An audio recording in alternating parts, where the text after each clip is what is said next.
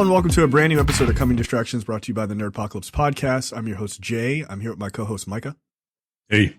All right, guys, we're back. This is our review of Shang-Chi and the Legend of the Ten Rings. This is Marvel's latest. This one is starring Simu Liu as the titular character from the comics. This one deals with this new character, Shang-Chi, who is estranged from his father, who turns out to be a warlord of sorts. We'll talk more about that later. Who has the power of the Ten Rings, which is a modern day terrorist group that we know from at least the first Iron Man movie, actually. And sort of they have to reconnect for various reasons. And he ends up with this sort of battle with his father. That's the overall premise. What did you think of this movie? You know, it's an origin movie. It's a Marvel origin movie, and Marvel origin movies, you know, we've seen a lot of them, and so now, and we kind of know how they should flow, right? Mm-hmm. So at this point, I'm just looking for something different, right? Anything different, right? Because that's how you keep these things fresh. And boy, is the third act of this movie different from what I thought it was, what I thought it was going to be. I enjoyed this movie. I enjoyed it a lot.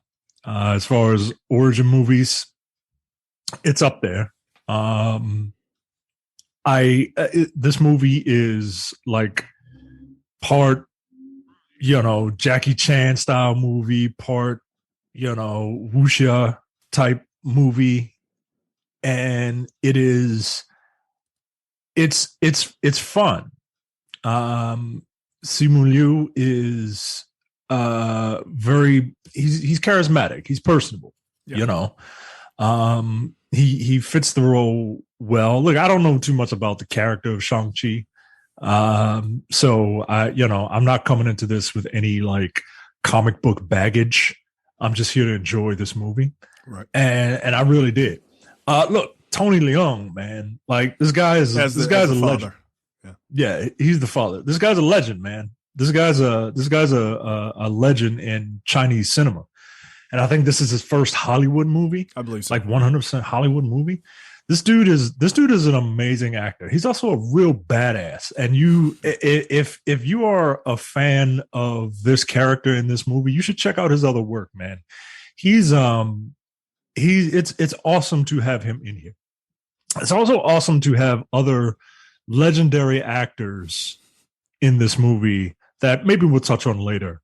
But this is a showcase of talent that ranges a wide spectrum of ages, genders, and this is a good movie, man. It's fun. The characters are, I like Awkwafina, but like a lot of Awkwafina is too much sometimes. Yeah, that's right. But I don't think she was too much in this. Yeah, man. I really enjoyed this movie. I highly recommend it. Okay. Look, I agree with you. I thought long that, you know, especially after Black Panther came out, that the idea of these more marginalized groups in Hollywood should get their chance, right? Like to really show off, and specifically in the Marvel Cinematic Universe, because there is so much that you can dig into. Like there's so much to mine. Even characters that come from sort of weird racial stereotypes, like the Mandarin, was basically a Fu Manchu character, which is wildly unacceptable. But even those characters can be changed and modernized, like, and sort of weaponized against bigotry, in the modern era, right? Like you can, and that's what they did here, right? Like they took, you know, quote unquote, the Mandarin, which is actually made fun of by Tony Leung's character, right? And he's like, yeah, some guy like was portraying me, and he named himself after an orange. Like, how ridiculous is that, right? Like, so they can still poke fun at even their own origins, comic origins, which is pretty cool. And so this to me is I think it's obvious to everybody paying attention that this was supposed to be East Asian folks' version of Black Panther, right? Like, not like directly, but this is supposed to be a full representation of this largely marginalized group in Hollywood. And they pulled it off. Like, they did it with style and grace, which I appreciated, the same that I appreciated about Black Panther. This movie is a love letter to like wuxia Chinese theater. Like, it really is, especially the third act.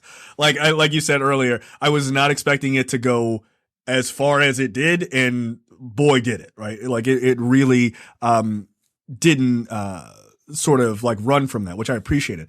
Look, I think the acting all around is good. I think your point about Awkwafina is correct. I can take like a little bit of Awkwafina, and then it's like, all right. Like, but what they did with her character, which I think was quite smart, is she's a comedy based character and sort of a POV character too. Yeah, she's the audience POV. Right.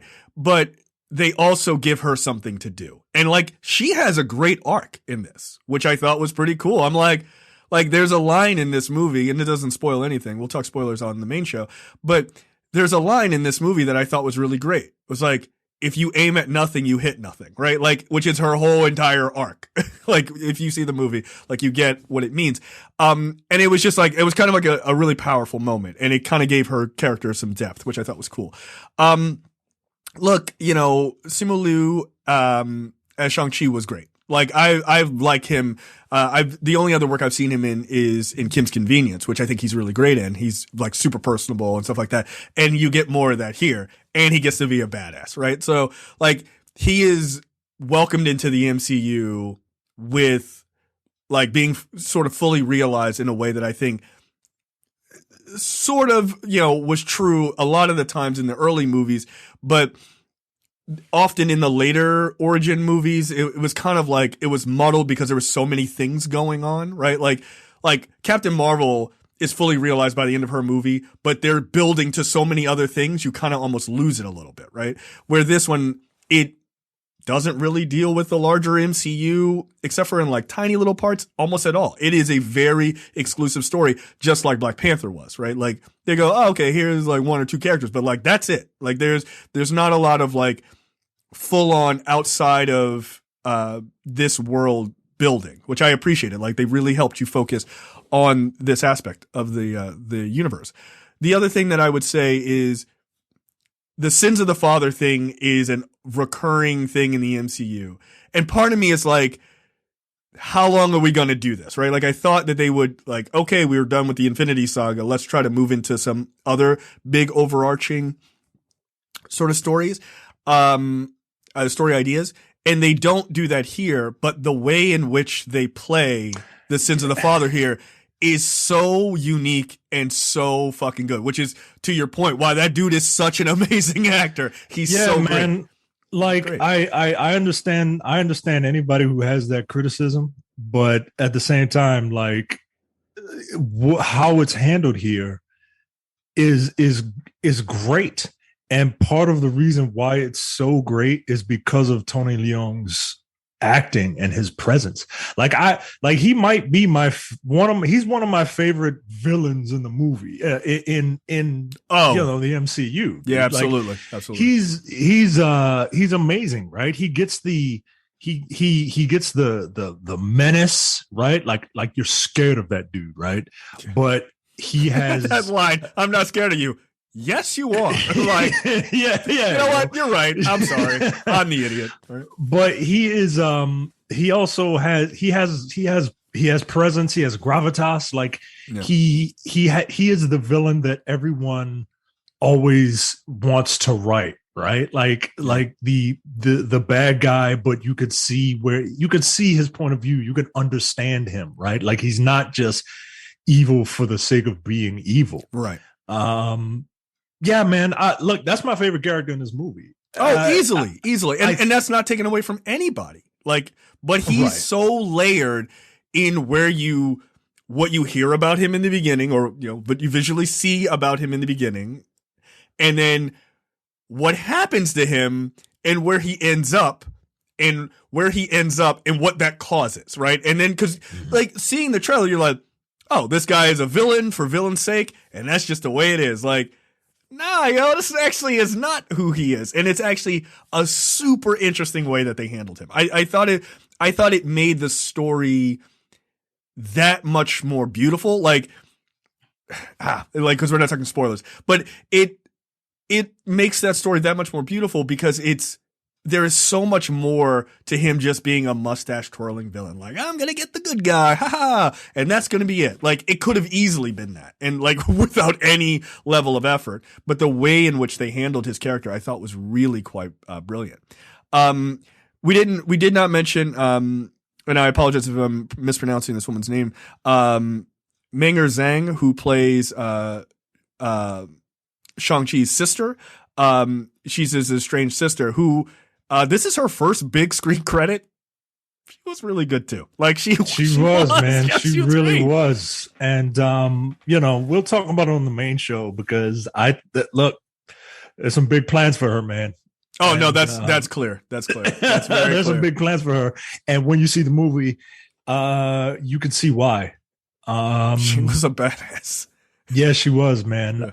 This movie almost falls into the same trappings as Black Panther, though. Of course, in that very similar. In that, in Black Panther, like I love that movie, just like I love this movie, but the title hero is surrounded by people who are so awesome that they kind of overshadow him just a little bit. I think it's a little more egregious in Black Panther than it is in this. But, yeah, that's true. But it's still there, right? And some of the CG, man. I like the action scenes in this, but the human body, we know what the human body is capable of. Right. And some of the action scenes, like the one in San Francisco towards the end, it's a little rubber band man-y. Yeah, you know what I mean? It looks a little odd. Like I really need Marvel to try and clean that up. Or just do more practical action scenes. Like there's nothing wrong with doing more practical action scenes. If the CG is just kind of spotty, but other than a couple of CGI issues, the movie was really fun, man. It was fun. It felt like it was a love letter to that culture. Look, I'm not a part of that culture. I don't know how they feel about it, but from the outside looking in, I think that it was handled. Everything was handled with a lot of love and a lot of pride. You know what I mean? Oh, yeah. I mean, even his costuming in the end felt so like it felt very, very prideful. Like this is a very traditional looking, sort of Chinese armor. Like it looked in a way that I thought like, wow, somebody really gave a shit to make sure that looked on point. Like that was the thing that I really dug about it. Let's just quickly talk about two things and then we'll get out of here. One, the actual martial arts I thought were so much fun. Like if I have a criticism about it, I wanted more of it. To be honest, I was like, oh, come on, man, because this is pretty good. Like you got the lead who's like actually like very, he used to be a stuntman, right? So like he can physically pull off a lot of this stuff, and it looked really good. It wasn't like ridiculously sped up. Like it was coordinated really well, and I was like, oh, like yeah, and like, all right, we're done with that. I was like, but why though? Like I would like more of that. Like that was my biggest criticism. So yeah, I especially in the third act. Like I understand what the third act is doing, but I don't know. I wanted more of the hand to hand stuff. Like it looks so beautiful, right? Yeah. Like it and but we got it in a couple of big action scenes, and yeah, man. Hopefully, for the inevitable sequel, we get more of it, and also just throughout the MCU. I hope that it sort of opens the door to like, I mean, because a lot of times like in Marvel Comics, like Shang-Chi like lives in, you know, I think he lives in New York at least at one point. He just trains other fucking heroes. Shang-Chi trains Spider-Man, guys. Right, exactly. He trains Spider-Man. Like, who doesn't want to see that scene, right? Of like, come on, that's going to be dope, right? Like, if they go that route, right? Like, if they redo Iron Fist, which I think they definitely should, like, I want to see the two of them, like, sparring. Like, that's what I want. Not with the fucking light bulb under his hand nonsense. Like, I want to see, like, a real version of him. Cannot believe that happened. But, like, that I thought was really great. And the last thing I want to talk about is, I don't think it's talked about enough in how important it is for me, myself personally, to see Michelle Yeoh in everything. I love seeing Michelle Yeoh show up in everything. She is such a phenomenal presence in this movie and in just about everything she's in. And like, is she aging backwards? I'm confused. I know, yo. I forgot she was going to be in it. And when I saw her, I was pleasantly surprised. She's awesome. I don't think she's aging backwards. I think she is just aging like for every real time year. It's like a minute for her. Yeah, no, that's fair. That's fair. She looks amazing. But she just has such an awesome, like you talked about gravitas. Like, she has real gravitas in her roles, and she really brings it in this. And for her to be the aunt of this superhero is kind of dope. Also, somebody made the point, which I think is a really good one. Look, after that third act, you could do a live action Dragon Ball Z. Like, I'm fine with it. Like, give it to the right people, dude. They've already done it. Don't do that. Don't do that. That's not okay. All right. On that note, we're gonna end it there. Watch the main show. This week we'll have a spoiler conversation about Shang-Chi and the Legend of the Ten Rings, and we will see you guys next time. See ya.